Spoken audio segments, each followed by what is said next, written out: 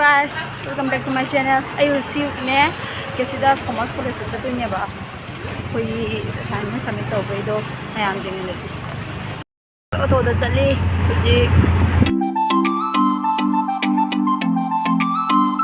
Wow, Kesidas Commerce College jaure. Kimen ge chiga lere ko huji submit tawba ka ko tho ni koi ba chalu ni. Chaus mayam saru ni mayam jing halatte.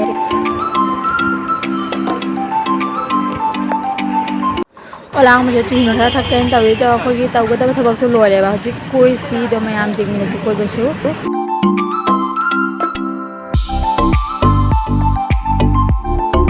मयाम खोइ बम but टुरेल जौरे हजि खोइ उमानंदगी temple दो जिंग बचा can तवबने बा अदु दो जिंग अरोय कनो दो प्लेन चेंज होइरे महम से खदा दम हापे जिंग गा कोइ हजि हल्लनी हल्लगा दोगा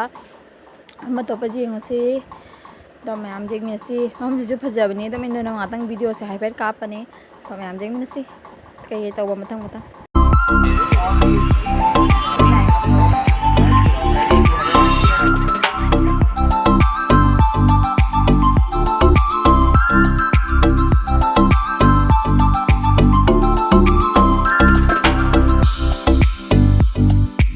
बियानी ऑर्डर तौर लाए हजे मोसे हाउते राइता सो हापे के थुमनी थुमनी तौर दन हाउते हजे अखोय दिग्ली बुखी द चले बा दो से साइड साइड तसु मैम अचापुर मैम जोली फास्ट फूड अहाव अहाव बा दो मनुंग दसु याम फजै मैम सु गुवाहाटी लाकपा तारे दिग्ली बुखी जे सोइ देबी लाकपियो हम से यामना फजै लुनाली इसिंग जिसु जेउना याम फजै दे बोटिंग ए बोटिंग सु तवे बोटिंग सु यामना तवदो नुंगाय बा को खुदुंग चाइ हाइदि नुंगाय तौबदा दो आइगा इमानबीगा लाकपने बा इमानबीसु मासु याम नुंगाय अखोइनी पुल्लगा याम नुंगाय खरे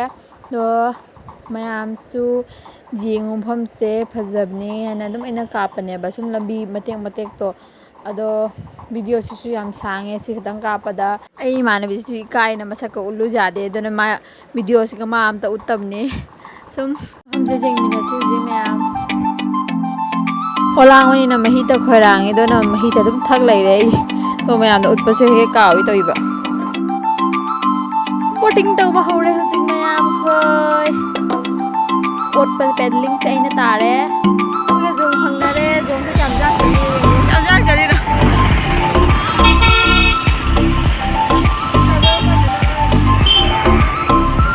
हम से कई मिंग कवि खंगे दुबु मयाम सुम जिंग मिरसी हम से खंग मंग दो हाई ngam दमिना इना सुम सोना उत उलगे दो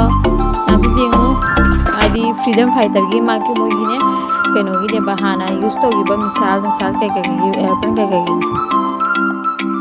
थिबोंग आवई ने मरक ता हाई मे थकपगा मयाम द उत्पा कावे दो मयाम हजि कुलैनी साइड फोटो इन हापगा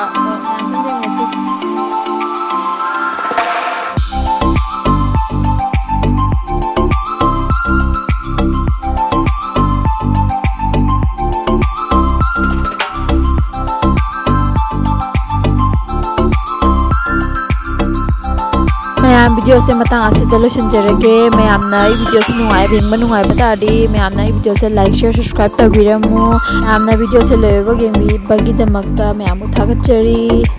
चकिनो ब्लॉगर जेंबियो बाय बाय।